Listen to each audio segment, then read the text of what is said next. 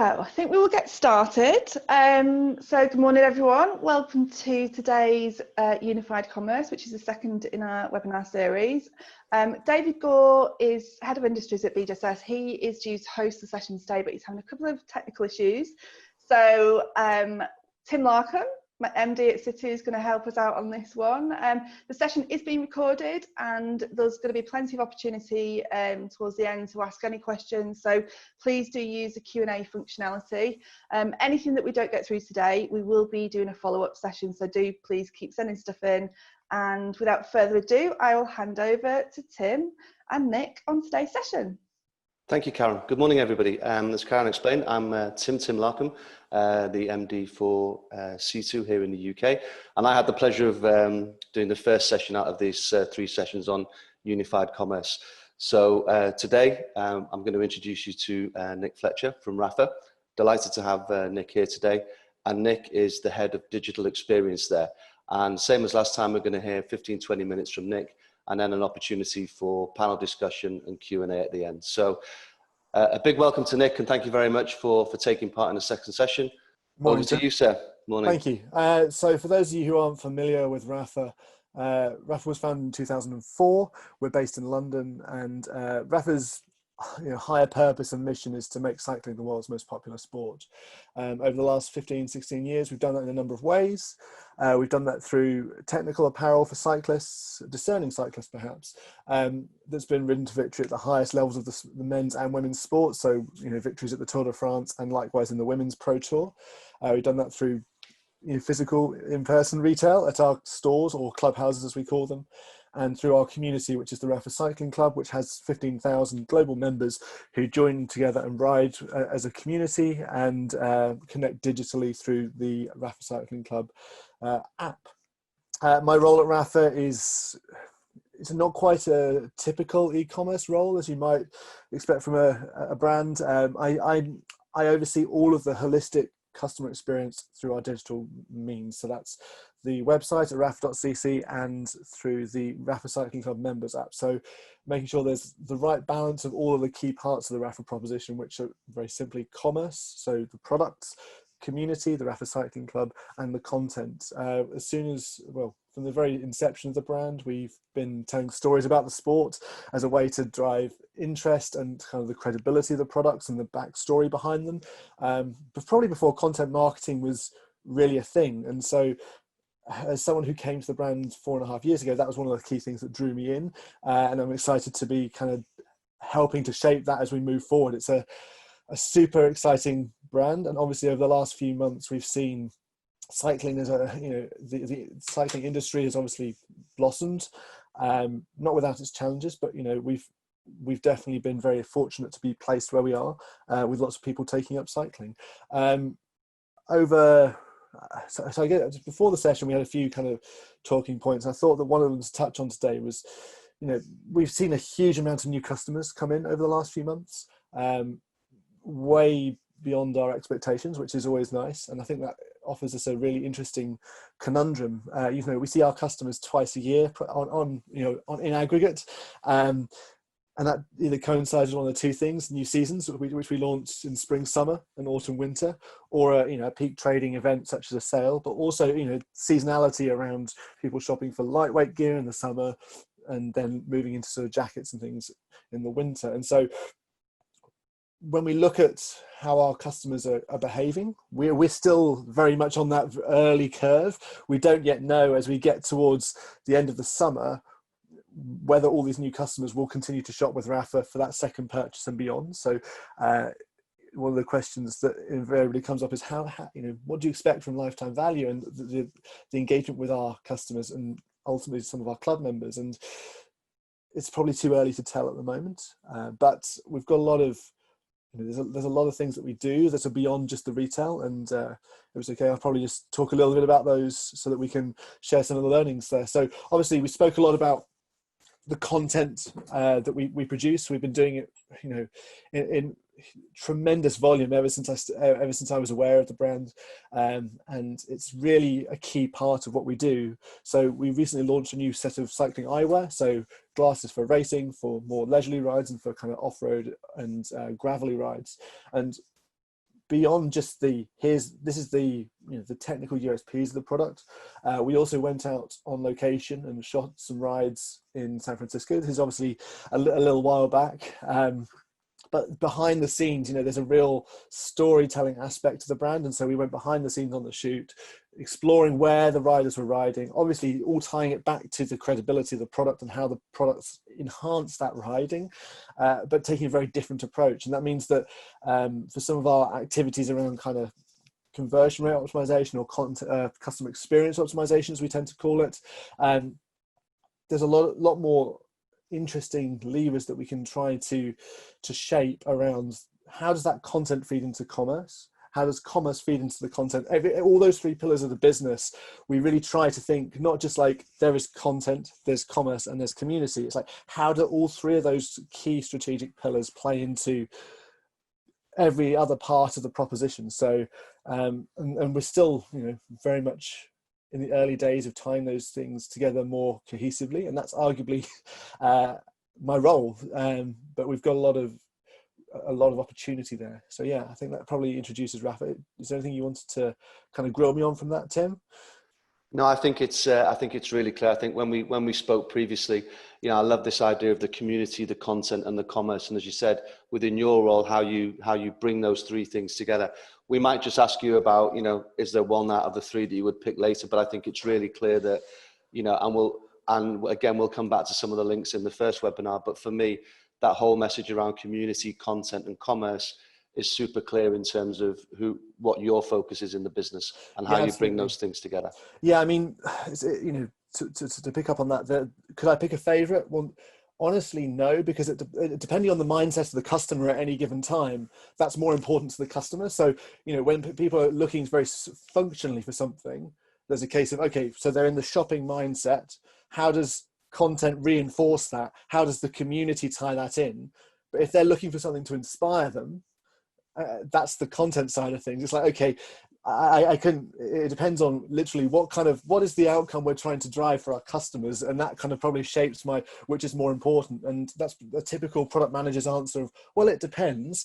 But that's truly the kind of the approach we have to take in order to make sure that it's right by the customer. And I oversee not just the product management and digital design crews, but the trading and digital content teams as well. And I always talk with the trading folks, even though they have a dotted line into our commercial teams. I always say to them, look, our job is to make our customers successful by finding the right product for their need. And so really trying to, yes, we have products that we would like to sell, but at the end of the day, we are the most successful we can be when a customer has the right product in front of them for their needs, and we've clearly communicated that. I don't see it as a kind of like, this is what we need to sell, how are we going to sell it? It's like, we have the demand, at least at the moment we've got plenty of demand. How can we make sure that not only are we capturing it, but that people have such a great, I think we spoke about this pre-webinar, like instead of it being persuasion, it's the power of suggestion and putting the right thing in the right place at the right time. And that requires so much. I think it requires us to move a lot quicker and figure out the right things, the right bets, if you will, from an experiential perspective around what we need to do. That just is super exciting to me. I was going to share a little bit really around some of the challenges we face, because obviously our business is healthy for now, and we're very grateful that we've got so many people either returning to or starting to cycle for the first time, and that we're excited to have them to be part of that. But I think, like most retailers, one of the key things we found is it's not been the learnings around the experience, like the perfect scenario. It's almost a case of all these physical realities that have shaped the things we've had to do in the customer journey on site. So for example, in France, Germany, Austria, all of the returns locations for our returns provider were closed for the best part of a month during the French lockdown.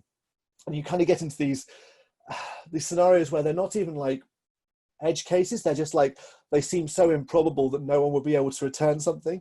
And so it required us to be really creative and not just look at like, customers can't return things, we should stop allowing returns. That's obviously not the way to approach it. One of the key things obviously is to make sure that customers know they can't return things, but to still allow them to prepare that return ahead of time. So, you know, still creating the returns label, maybe printing it at home, but knowing that they couldn't take it to the shop. So we've extended returns to 100 days, which I think is a common pattern that we're going to see for the time being, while, you know, routes back to distribution centers are somewhat interrupted. And also just, you know, the gritty reality of retail, which is that we've had such a demand for our products that we are quite fragmented for the time being in terms of our stock offering. And, you know, I see that as part of the experience. Customers want to land on the site and see the product they want in stock in their size.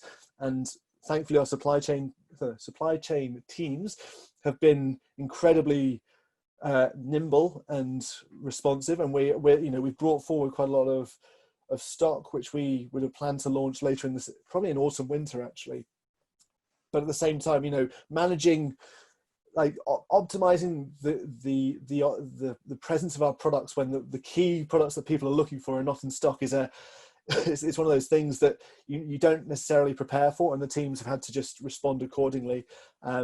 Thankfully, so we've had a little bit of a dry run last year. We launched some indoor training kit, which sold out very quickly. So if you're on a static bike or a turbo trainer, you know, it's designed to help your with breathability and like basically get the sweat off you as quickly as you can, because you're doing quite an intensive workout. And that sold out very rapidly, and we weren't actually outdid our expectations. So we had to figure out a plan to keep people engaged who are looking for that stuff from us, but while the ideal products were out of stock. So it was a kind of a unprompted dry run, which was quite useful. Definitely, you know, nowhere near the scale of what we're encountering now, but yeah, it's funny how those physical and digital realities kind of collide sometimes.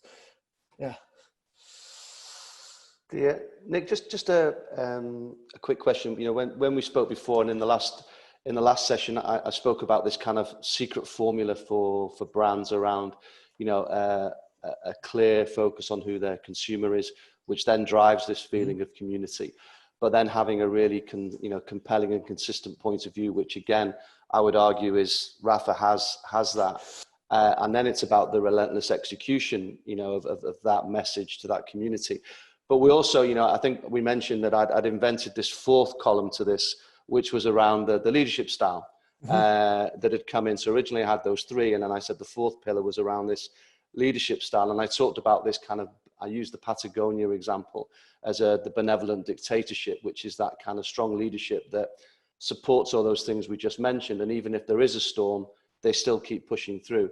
What's kind of been the leadership approach at Rafa during this at the moment? Are there any similarities there, comparisons to what we talked about in those four pillars, to especially around the leadership piece? Sure. I think there's been, whenever a crisis arises, right, what is the key trait you look for in your leaders? And that, I think, has to be this concise, consistent communication.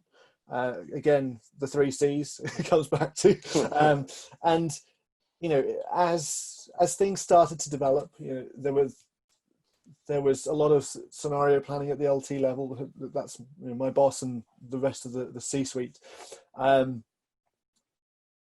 there came out obviously a number of scenarios of, you know, in some scenarios there is a material risk to the business, and we there were several of those that were run through, but the key thing really was the strategies that we employed as a business that I think were really important. So obviously protecting and generating cash, you know, we're a business at the end of the day, protecting and investing in our people, and the third one was ensuring that we can respond in the long term, which was that third one. I'm paraphrasing it somewhat, but there was a real consistent message of these are the 3 things that we will evaluate anything that we need to make a decision around, and those are the 3 strategies that we will use to guide our decision-making process. And, you know, that was, not only was that used consistently from what I saw, but it was also communicated consistently that, you know, these are the 3 things that we're doing. And as staff members, we receive twice a year a testing allowance, for example, on the Raffle products, so that we can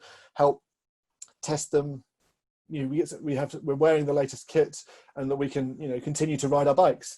And one of those things was, you know, we paused that, which, you know, historically could have been quite contentious, but framed around protecting and generating cash, investing in our people, and making sure that we're, you know, strong in the long term. I think there was, you know, because that was clearly communicated, everyone understood that there was a kind of like this almost utilitarian philosophical view of for the greater good. And I think that's something that I wouldn't say it's unique to Rafa. You know, I'm sure that some of the attendees will be like, well, we do that too. And I'm not proclaiming that to be unique, but I think that the consistency of the communication is just the key thing. The same, I often joke with my product managers that they're like, well, we want to talk about doing some usability testing. And there's a really great email they'll put together to some internal stakeholders or to some people in the business who use the site regularly, who could help us just, you know, do a little bit of scrappy kind of guerrilla user testing. And they go, we're doing this, please could you help back? And I'm like, no, reiterate what this rolls up to, reiterate the strategy. This year, our focus is on helping customers select the right product for their needs. That's one of the experiential strategies. And I said to the guys, if you aren't sick of hearing that strategy, you're not repeating it enough. And I think that you know, that was demonstrated actually really clearly in all of this contingency and kind of scenario planning, that just reiteration. And I have kind of become my own example there by saying the same thing several times. But I think it's really important to have that consistent point of view and to be frank that is the strategies that you're taking. I think that's I think so. Again, it just, you know, it's, from my point of view, that's really, you know, it again, as we put those four lenses over businesses, and as we move through the next coming months, it'll be interesting to see with the businesses that survive and thrive, how many of them have those four kind of lenses with a tick, and how many of them don't pass that kind of acid test of the four pieces. And I think it's really clear from what we've spoken about and from this conversation now that Rafa's in a place where it ticks all four of those boxes. So, but again, as you said, it's easy to do, it's easy to say and difficult to do. And the leadership piece, I read something the other day about resilience being a key factor in leadership, but actually it said that resilience is about resilient people move quickly and take action. The challenge there is that you have to take people with you. So it sounds to me like that within the Rafa leadership, there is that resilience, but they're also building it out to understand that you have to take the wider team with you. So it is about being decisive, but it's also about the communication piece as well. Yeah, absolutely. It's, you know, as always, you know, I have a background in product management, so the quality and velocity of decisions and all of the pieces that make those, you know, that ensure the integrity of that decision making. To your point, it's just so fundamental that. Yeah, there's no way that you can expect people to, especially when it's not like it's not something insignificant. You know, there are people who are uncertain about their livelihoods. You know, we have 23 retail stores around the world, from Los Angeles to New York, London, Mallorca, all the way out to Seoul and Tokyo. You know, it's actually interesting how previously perhaps those teams felt a little bit understandably felt a little bit disconnected from the central headquarters in London.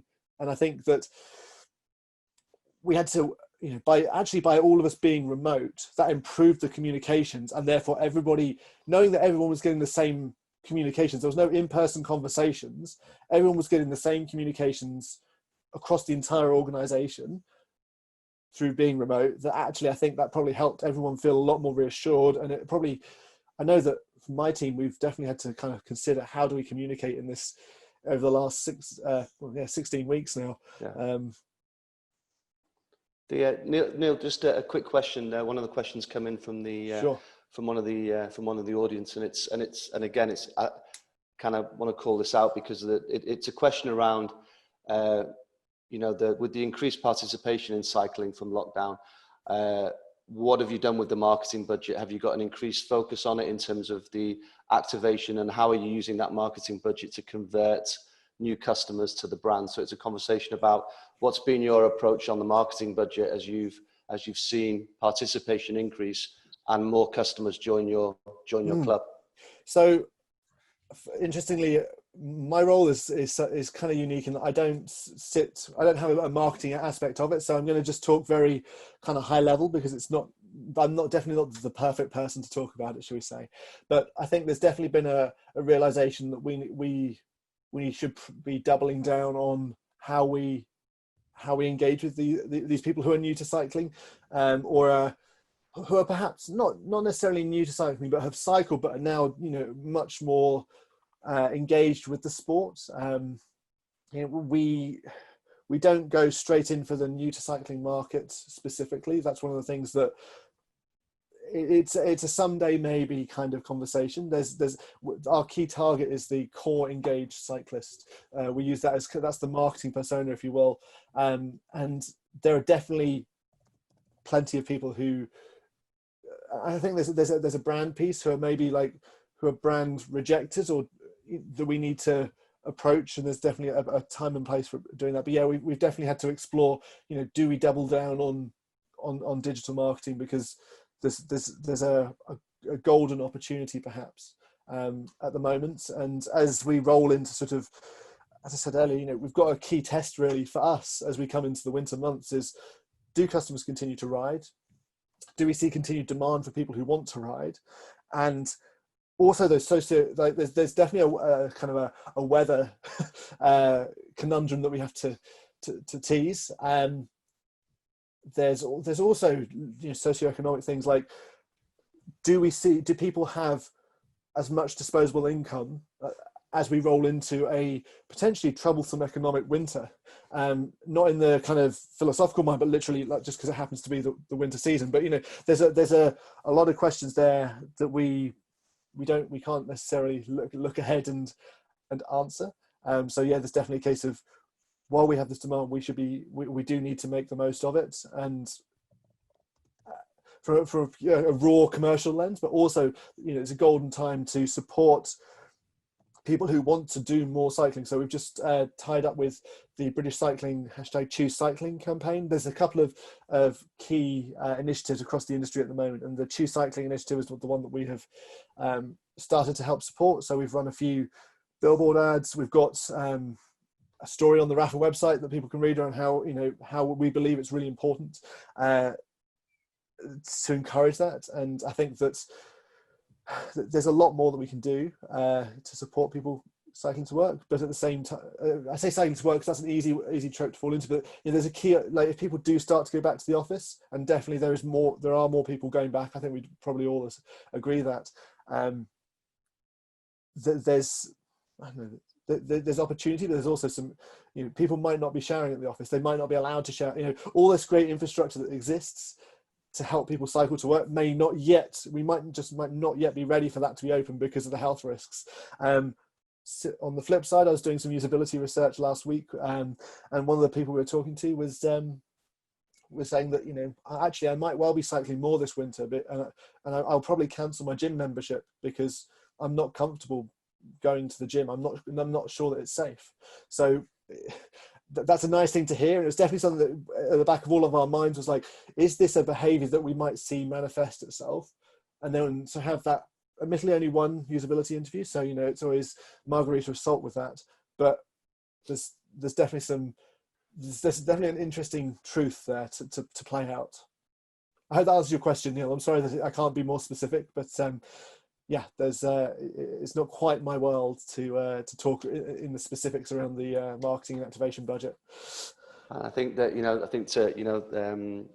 the idea of, you know, the marketing, and if it's the Neil I think it is, then I know that from his time at Adidas, he'll have remembered that this was always the time to start expanding your marketing. You know, not a time to be invisible, a time to be visible, and to think about the percentage that you do spend on marketing if you're in the position that you can to go on the offensive. And I think a lot of the stronger brands will do that. I think the other thing that we're doing as well, which is really important, is how do we support the grassroots of the sport, i.e. the racing side of things? Because, you know, cycling isn't the most diverse sport, and that starts with having a really great engine of incredible cyclists coming through from all the spectrum of the world. And so last year we launched the Raffle Foundation, which gives £1.5 million each year to help develop that real, you know, those early programs that develop the future races. And so, you know, that's combined with the choose cycling stuff that we've gone into, which we've spoken about. There's been a lot of talk previously about advocacy and what's our point of view and when do we get involved, and that is definitely something that is going to come to the fore, I think, over the next year, even more so than it has. The importance of it's going to be pretty significant to us internally. And then Nick, just from a kind of, we've talked about and just trying to bring the first session and the second and this session with a little bit of a link. We've talked about the online world and the and the store, so the physical and the virtual. How are you making sure how are you making sure those two worlds do connect? And as you said, making sure that concise and consistent and compelling message that Raffle has is being managed. So one of those kind of strong in the long term pieces is around actually how do we empower our Clubhouse teams to better serve our customers. So at the end of last year, we brought in not a CRM system, but a customer data platform to help to do all the good things that come from having a single point of engagement measurement for our customers. That has not yet rolled out to Clubhouses, our stores. However, one of the things that we are doing is we are actually in the process of figuring out how do we get 5 years ahead in terms of how we can serve our Clubhouse customers in less than 5 years. And so one of the things is we're looking at there's a specific system. I can't talk details on it, but the whole Clubhouse transaction engagement piece is something that we are looking to in the next year make a very concerted effort to improve. And then on the flip side of that, as people start to hopefully ride together more and the cycling club community is able to take advantage of the Clubhouse locations once again, for more than just rolling up, having a takeaway coffee, because we can't let them, we're not quite catered to let them sit down and chat yet. The club app is a substantial investment for us. Some people look at it and go, that seems like an extravagance perhaps, but it's the heart of the club. It connects everybody across the globe. And so one of the things that we're really trying to figure out is how can we bridge the gap between the digital relationships that people build, whether that's through like riding with people, or joining rides with people and chatting with people in the app, to how we form friendships and memories in person that are facilitated by digital. And there's some really interesting technologies that in the mobile space that literally in the last couple of weeks, obviously Apple's had its Worldwide Developer Conference, and kind of there's some technologies in the new version of iOS that should allow for much, so basically proximity measurements. So, saying you sat next to somebody you ride with, get off your phone and have a chat over a coffee with them. That's a very crude example, but there's so much that we can do to facilitate that, with location, with knowing who customers are and who's important to them. And I think I wrote down a note here. It was almost like in person, breaking down the physical digital boundary is the exciting place to be. And that's probably where a lot more of, we talk a lot about experiential retail, and I think that digital can definitely raise the bar for that. Cool. I'm just going to jump in there and say hello, Guy. Morning, Dave. How you doing? It's been the story of my lockdown, I think, really late to the party. So apologies about that. But it was interesting hearing you talk there, Nick, about that. But are there any examples of any retailers out there that kind of you look to as a consumer yourself, or that Rafa view as a kind of leader within that kind of innovation, and how they're blending kind of the online and offline?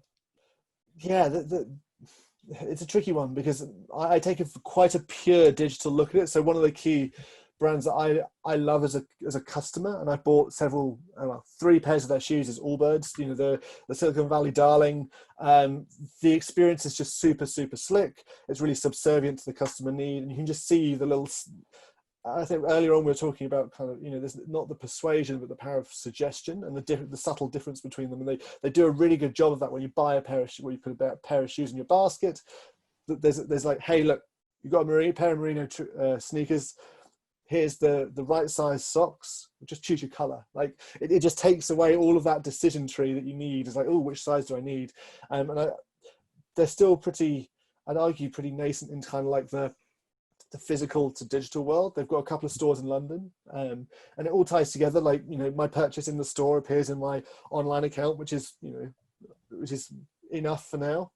The one that I admire just from their tenacity and the pace of the execution is actually Ikea, like a massive conglomerate that wouldn't necessarily be synonymous with, you know, really great experiences historically, but, you know, A, they've invested a lot of money, and B, if you go on the Ikea website now, it's a real delight. You know, they're immediately there, like, it's available. Not only is it available in store, the aisle locations and the way that it's presented to you, and the guides, and their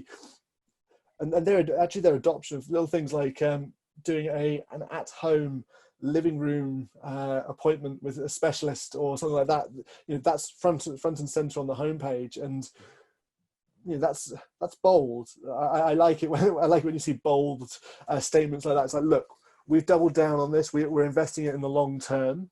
We've invested a lot so far, but we know that the needs are going to change consistently over time. And there's just so much great. You can just see that it's been really well service designed. Is the frank, honest answer there. Sometimes you're like, things have been designed and built neatly, but when there's a really slick flow, it's kind of like, wow, okay. You can tell that there's some money behind that. And you see that as a key differentiator moving forward as well. There's that kind of service design element of it. So really understanding the journeys, the commercial hierarchy, and the narrative that you as a brand need to put out there. Yeah, absolutely. So I have 2 product managers in my team. Historically, we might have had them looking at functional parts of the site. You know, that'd be quite easy to see it as a product. Now they're actually looking at the decision, almost like the customer journey. So one is focused solely on what is the new customer journey. So, and that's everything from when you land on the Raffle website for the first time, what does that feel like? What do we show? How do we choreograph the different pieces and all of the asks that we make of the website? So that's, you know, everything from cookie prompts to like newsletter sign up to, do we give customers enough of a kind of, I need help, kind of pull the escape cord to find out what they're looking for. That's a very crude kind of piece, but there's definitely something there. And then the other one is focused purely on that product selection piece. So how do we make sure that we're displaying the products correctly and empowering customers to choose the right one? You know, we make a lot of bib shorts. So if you go on the website, you'll see that there's a lot of black lycra. And that's quite hard to discern. Like, all of those pieces are designed to be really technical for a very specific purpose. And we need to continue to do a better job of breaking down the difference beyond simply the price. You know, you can go for anywhere from, I think it's 85 for our core bibs, up to sort of £275. And that's a massive leap. Yeah. And if you don't educate or don't provide the right information to a visitor around the difference between those products, A, they probably won't find the right one without a little bit more frustration than you'd like, and secondly, you know, we're doing ourselves a disservice for the purpose of the product. Like, that's just so important. I know how much thinking goes into those bib shorts, the bib shorts, the jerseys, the sunglasses, whatever it is. There's you know, we are all cyclists at Rafa, and we need to convey that insight to our customers. So that's why we've taken it is a more service design oriented approach to product management, which is like, it's not just like, I'm looking after the basket. There's it's taking that, there's new customer needs of the basket. Are we servicing those? Do we allow customers to, I don't know, from a mini basket, adjust quantities because people think they should be able to do that? You know, there's a much more nuanced approach to how we design and execute on the experiences. And I think that's an approach that more and more people are taking. I know that Ikea, to go back to them as an example, they're hiring product managers like crazy to help build out those capabilities in some pretty large offices in, I believe it's Amsterdam and Madrid. I think that, you know, to your point, that's going to become the differentiator. Is like who has the service design and who works with stakeholders to really robustly enforce that service blueprint, because it's driven by customer need and customer expectations. And you can map out like, okay, instead of being like, here's the project plan, little secret, we don't have this big 3-year, here are all the things we're going to do over the next 3 years at Rafa, because we believe that customer needs change a little too quickly.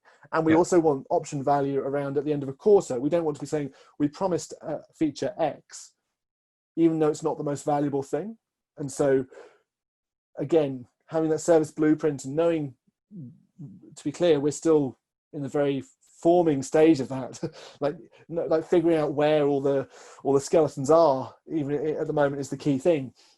But that is going to become the key thing for us to be like, okay, we know this, we know where we want to be. What's detracting from that, and which is the next most valuable thing, and that sole focus on what is the next most valuable thing for our customers, and doubling down on that. It's quite a refreshing attitude to take, though, isn't it? Really, where you kind of go in, you don't have any kind of discernible kind of roadmap or kind of real locked and loaded milestones, and to be able to be a business that puts value at the heart of those decisions, it must be quite liberating in your role to be able to do that. Yeah, it is, and it's a journey for all of our stakeholders as well. I was talking to, I'm sure we've all had those conversations where it's like, okay, so we're doing this. What's the plan for the rest of the quarter? And I'm like, this is the plan for the quarter. Like, we are focusing on this. If we believe this to be the most meaningful thing, then we should focus all our efforts in, like, it's important. We have to make sure we start together, and once we see that it's forming and delivering, and customers are finding it valuable, then we talk about what's next. And similarly, if we find it's not, we can still have those conversations. But it's not just a case of like, here's the court. We have quarterly objectives that I sit down with the product teams to talk to, and we look at least a quarter ahead. But that's probably as far as we go, because we're still forming a view of the 3-year strategy for sure, but at the end of the day, we don't know where we're going to be in 3 years' time. We don't know what the needs of the customer are, and we can look at some of the themes, like the high-level themes of, we need to be able to, for example, product superiority. That's an apparel product strategy that is already set, and to be able to demonstrate that is a key part of what we need to do. So we know that that's coming, and we know that everything we do needs to continue to roll up on that. But it's not like we need to do a fit mode. Lots of stuff at the moment is about us almost pushing water uphill and saying, we need the data, we need a consistent size for our ranges, we need all of this stuff. We can't communicate on a very sort of slipshod manner with our customers. So let's work together to, instead of it being the tick at the end of the ski ramp, let's all start at the top of the ski ramp together. Mm-hmm. Okay, that's really interesting. We've had a couple of questions in from a couple of the attendees as well. So we've kind of referenced Allbirds and the fact that they're quite a collaborative business as well, or have been over the past couple of years. So one of them is around Swift. Would you look at kind of collaborations with companies such as that in the future, as it could add considerable value? Yeah, so Swift is an interesting one. On the side of the Raffle Cycling Club app, we've already started to, firstly on our own side, just improve the experience of riding virtually with other members around the world. For the first sort of 12 weeks of lockdown, I was leading 3 of those rides every lunchtime, 3 rides a week at lunchtime to help our members connect. We've recently done a partnership with Zwift around their Tour for All initiative, which was to raise money for Médecins Sans Frontières. So we were the kit partner there, and it's an ongoing conversation with Zwift. They're obviously, they are growing like wildfire, funnily enough, in a lockdown where you can't ride outside. And in short, yes, is the reality. It would add considerable value, and there's always an ongoing conversation there, actually. I love the platform. I love the product they make. There's a lot of Raffle Cycling Club members riding on it, and kind of indoor training as we get into winter will become more prescient. So yeah, I don't think any of us would rule anything else. But yeah. And then there's probably an interesting follow-up question to it as well. So we talked around kind of Zwift and the power of that particular platform. Are there any other specific targets that you have solely that you're looking at to increase your digital reach? And if so, which ones and why? There's definitely a few that we keep an eye on, but as the person who's kind of looking solely on the experiences that we can provide, it's probably not I couldn't talk to them with any kind of credibility, if that makes sense. So I am going to kind of try gracefully decline on that one, but it's definitely I mean, Zwift is the key one. Obviously, there are a few key players in the market. There's the likes of Zwift, Strava, we've done a lot more. Actually, that is a fair one that I can talk about because there's a lot publicly on there. Rafa is more present on Strava than we have ever been, and I think that that comes from us looking at where do these core engaged cyclists spend their time. We recognise that it's not always going to be on rafa.cc, so we have the marketing team obviously look very closely at how do we go out and fish where the fish are, is the term that they use, and that's probably the one that's most interesting, and that we've, similarly to Zwift, there's always been conversations that go on around utilising each other's mutual strengths. Okay, great, good stuff. And apologies for being late again. No worries. Tim, was there anything else that you wanted to grill me on? Or no, I think from my point of view, I think again, Nick, I think as we spoke about at the beginning of the session, I think that I'm interested at the moment in brands that are kind of, you can put those 4 lenses over to see how they're going to react and how they're going to survive and thrive through what next. And I think that what's really clear to me is that, Raffle would be one of those brands that I can now include with the Patagonias, etc., that have got that. And I think that I think also what comes across is your passion and your focus for the business as well, which is super good to see. So from my side of it, if I was, people looking in, then I'm looking forward to seeing how the journey of Rafa develops over the coming weeks, months and years. But I have a sneaking suspicion that it's in fine health and good hands. Fantastic. Well, thank you very much for joining us today, Nick. We truly appreciate it, really do. My pleasure. Again, sorry for being late and the technical issues on my side. So Tim stepping in at the last minute, greatly appreciated as well. And yeah, I'll hand over to Karen to wrap up. Yeah, so thanks again, everyone. And, in true live webinar style, things do go wrong, but we managed to save it. And thanks so much, Nick. It was really interesting to hear about Rafa and particularly around the culture and, how you're operating in this world.